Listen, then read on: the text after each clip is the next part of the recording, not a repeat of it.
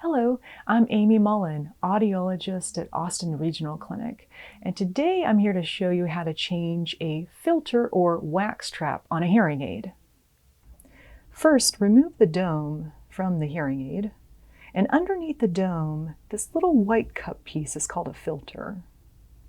To replace this one, I'll use this package here. I'll remove a black piece.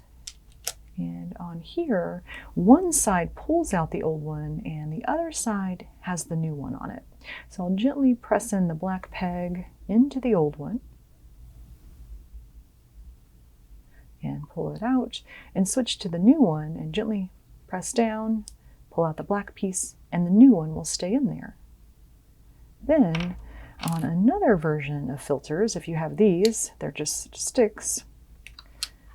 You'll remove the dome and expose the filter, and then take out a black stick from the package, and this side pulls out the old one and this side has the new one on it. So you'll gently push that side into the old one and pull it out, and then switch to the new one and gently push that in, pull out the black stick, and the new one will stay in there.